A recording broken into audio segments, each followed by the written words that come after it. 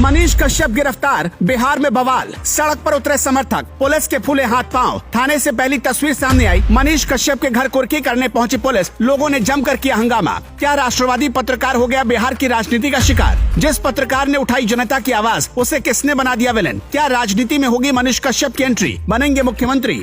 इधर बिहार में कई तरह के आरोप लगने के बाद राष्ट्रवादी पत्रकार मनीष कश्यप ने सरेंडर किया। उधर बिहार की जनता सड़क पर उतर आई। मनीष कश्यप के समर्थन में सैकड़ों लोग खड़े हैं और कह रहे हैं कि भाई को जबरदस्ती राजनीति के चंगुल में फंसाया गया। पुलिस मनीष कश्यप के घर सुबह से ही कुर्की करने के लिए पहुंची थी, क्योंकि लंबे समय से उनका कोई सुराग नहीं मिल रहा था। मनीष कश्यप पर कई सारे मुकदमे दर्ज हैं और कई मामलों में वो फरार चल रहे थे, लेकिन जब पुलिस उनके घर कुर्की करने के लिए पहुंची तो उन्होंने भी बाद में सरेंडर कर दिया। पर बिहार में सन ऑफ बिहार के नाम से जाने जाने वाले मनीष कश्यप की फैन फॉलोइंग इतनी तगड़ी है कि लगातार अब लोग सड़क पर उतरकर उनके रिहाई की मांग कर रहे हैं। अपने धाकड़ अंदाज के लिए जाने जाने वाले मनीष कश्यप ने अब तक हजारों लोगों की आवाज उठाई है। कभी वो पुलिस से भिड़ जाते हैं तो कभी भ्रष्ट अधिकारियों को सबक सिखा देते हैं। नेताओं और मंत्रियों को भी मनीष कश्यप कभी नहीं बख्शते। यही वजह है कि लंबे समय से मनीष कश्यप न सिर्फ अधिकारियों की आंखों में चुभ रहे थे, बल्कि कई नेताओं की नजर भी उन पर तिरछी थी। मनीष कश्यप को फंसाने के लिए कई बार साजिश की गई, उन पर कई मुकदमे दर्ज किए गए, लेकिन सच के साथ खड़े रहने वाले सच तक न्यूज के पत्रकार मनीष कश्यप को हर बार राहत मिल गई।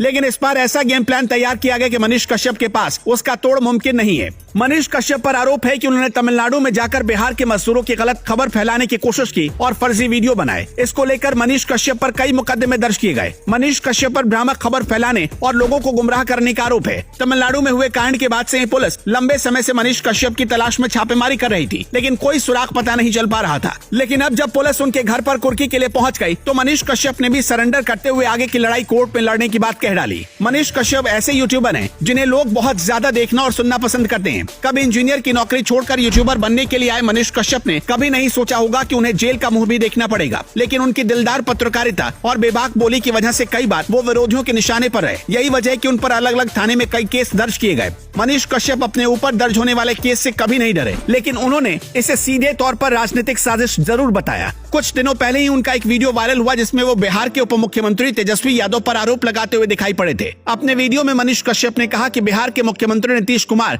समाचार पत्रों की बात मानकर अधिकारियों को निर्देश देते हैं। मनीष कश्यप ने कहा कि अगर सीएम नीतीश ट्वीट करते हैं तो कुछ नहीं, और अगर मैंने उन्हीं समाचार पत्रों के आधार पर वीडियो बना दिया तो गुनहगार हो गया। इतना ही नहीं, उन्होंने यहाँ तक कह दिया कि तेजस्वी यादव आपको 2025 में सीएम बनने नहीं दूंगा। लेकिन इसी के बाद राजनीतिक कयास जोर पकड़ रहे थे और हर कोई कह रहा था कि अब मनीष कश्यप पहले से ज्यादा हमला बोल पाएंगे, लेकिन मनीष कश्यप को अब सरेंडर करना पड़ गया। पर जिस तरह से मनीष कश्यप ने अब तक लोगों की आवाज उठाई, इसमें कोई दो राय नहीं है कि जनता के बीच उन्होंने अपनी अलग पहचान बनाई है। कुछ लोग तो यहाँ तक कहते हैं कि बिहार के भविष्य के सीएम मनीष कश्यप ही होंगे। हालांकि ये तो वक्त ही बताएगा कि मनीष कश्यप के साथ आगे क्या होगा। Bureau report.